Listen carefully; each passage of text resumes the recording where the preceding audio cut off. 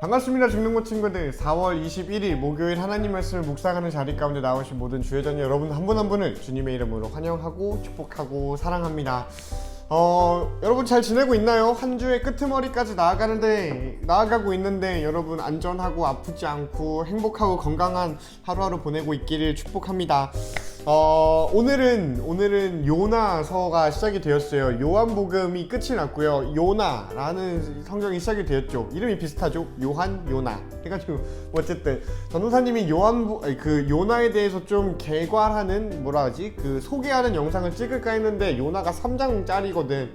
그래서 뭐 중요하지 않다는 건 아니고요. 그래서 이거를 그렇게 뭔가 개관하기보다는 소개하기보다는 우리가 그냥 이거를 같이 읽는 게 더 낫겠다 라는 생각이 들어서 그냥 읽을까 합니다. 그냥 알아만 놓으면 좋은 거는 요나는 구약 성경에 들어 있습니다. 구약 성경에 12예언자가 있는데 이 12예언서에 들어가 있는 게 요나이지요. 그래서 호세아, 요엘, 아모스, 요나 이렇게 나옵니다. 그래서 이 요나 아저씨가 어떤 것을 했는지, 어떤 선포를 했는지, 어떤 예언을 했는지에 대해서 나와 있는 게 이거고요. 우리가 잘 알고 있는 이야기입니다. 그럼 같이 함께 읽어보자. 1장 1절로 17절 읽을 거고요. 뒷조는 도망치는 요나, 뒷조는 하나님. 우리 너무 잘 알고 있는 이야기지? 그래도 한번 읽어보자.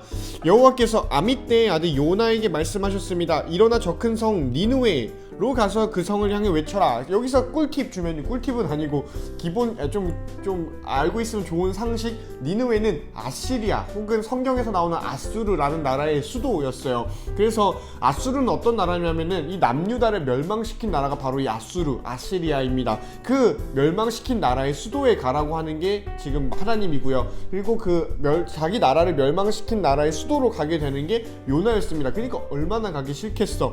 그렇게 이제 계속 읽어보자. 그들의 죄가 내 앞에까지 이르렀다. 그러나 요나는 여호와를 피해 다시스로 도망쳤습니다. 그는 요빠 성으로 내려가서 마침내 다시스로 떠나는 배를 발견하고 뱃삭을 낸 뒤에 다른 사람들과 함께 배에 올라탔습니다.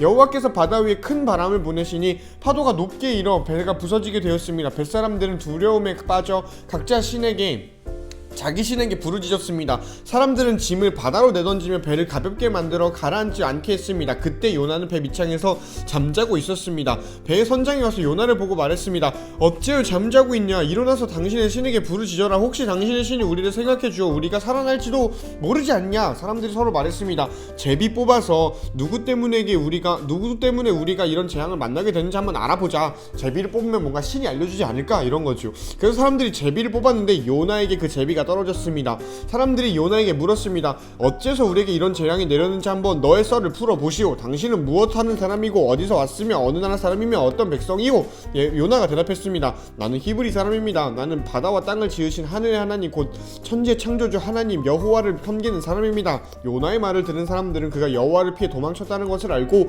더욱 두려워하며 요나에게 소리쳤습니다. 어째서 그렇게 무서운 일을 했소? 바다의 바람과 파도가 점점 더 거세졌습니다. 그러자 사람들이 요나에게 물었습니다. 당신은 어떻게 해야 저 바다가 잔잔해지겠소? 요나가 대답했습니다. 나를 바다에 던져 넣으십시오. 그러면 바다가 잔잔해질 것입니다. 나 때문에 이런 큰 폭풍이 몰렸다는 것을 나도 알고 있습니다. 요나가 그렇게 말했지만 사람들은 배를 육지 쪽으로 저어가려고 애썼습니다. 그러나 바람과 파도가 점점 더 거세질 뿐 아무런 소용이 없었습니다. 사람들이 여호와께 부르짖었습니다. 여호와여, 우리가 이 사람을 죽인다고 해서 우리를 죽이지 마십시오. 우리가 죄 없는 사람을 죽인다고 생각하지 마십시오. 주 여호와여, 이 모든 일은 여호와께서 바라시는 대로 일어난 일입니다. 사람들은 요나를 바다에 던졌습니다. 그러자 바다가 잔잔해졌습니다. 사람들은 그 모습을 보고 여호와를 더욱 두려워하여 여호와께 희생 제물을 바치고 주께 맹세했습니다. 여호와께서는 매우 큰 물고기를 준비하셔서 요나를 삼키게 하셨습니다. 요나는 3일 밤낮이 그 물고기 뱃속에 갇혀 있었습니다. 아멘. 이런 내용입니다. 여러분의 눈과 마음과 펜으로 다시 한번 읽어보면 좋겠어요. 이게 우리가 썰로 너무 많이 들었던 요나 이야기다 보니까 글로 보는 일은 크게 많지 않습니다. 그러니 이게 좋은 기회다 싶어요. 여러분이 다시 한번 천천히 읽어보면 좋겠습니다. 시작! 자, 여러분은 오늘 본문 보면서 좀 눈길이 가고 이런 이야기가 있었구나 하는 것들이 있었나요?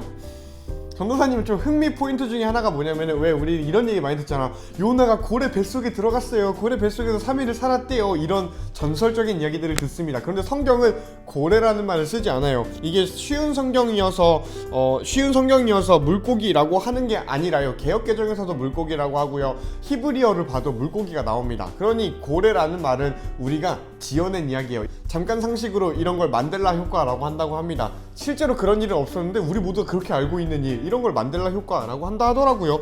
뭐 어쨌든 그렇습니다. 근데 전도사님이 오늘 여러분이랑 같이 이야기하고 싶은 건 뭐냐면은 요나에 대해서는 참 이야기할 게 많습니다. 요나에 대해서는 이야기할 것도 많고 이런 방법으로 이야기할 거야, 이런 컨셉으로 여러분이랑 요나를 볼 거야 라는 걸 정리하고 가지 않으면 요나를 읽기 좀 어려운 책입니다.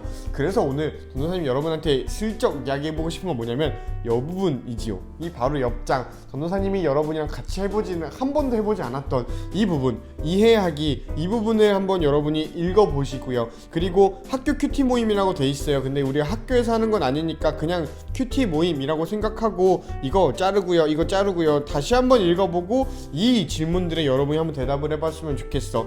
요나는 왜 니느웨로 도망가는 하나님의 명령을 어기고 다시스로 도망갔을까? 이거 아까 전도사님이 살짝 힌트를 주기는 했어요. 그런데 그거 말고도 혹은 그거를 기초로 해서 여러분이 생각을 발전시켜서 여기다가 한번 적어보시고요. 그리고 요나의 잘못은 무엇인지, 잘못이라고 왜 여러분 생각을 하는지, 혹은 반대로 잘못이 아니라고 한다면 여러분 왜 그것이 잘못이 아닌지 한번 주르륵 적어보면 좋겠습니다. 그리고 이 생각도 해봤으면 좋겠어요. 내 뜻대로 일이 되지 않을 때 우리는 때때로 하나님을 원망합니다. 그럴 때마다 우리는 어떤 마음을 가져야 할까요? 크게 원망했던 경험을 나누어 봅시다 라고 하는데, 생각해 봅시다 혹은 써봅시다 라고 생각하면 좋을 것 같아요. 그래서 여러분이 여기다가 쭈르륵 하나님을 살면서 원망해 본 일을 적어봤으면 좋겠습니다. 그리고 그거를 오픈하는 게 좀 빡세면은 안 해도 되고요. 오픈해도 괜찮다 싶으면은 여기 이 부분을 이렇게 캡처해서 그 선생님이 있는 단톡방에 올려주세요. 그러면 전도사님이 그거를 보고서 같이 기도하고 그리고 또 기프티콘도 보내드리도록 하겠습니다. 이런 식으로 큐티를 좀 큐티랑 가까워지는 너와 내가 되면 좋겠어요. 그런 의미로 이렇게 한번 해보는 거니까 같이 해보면 좋겠습니다. 안녕.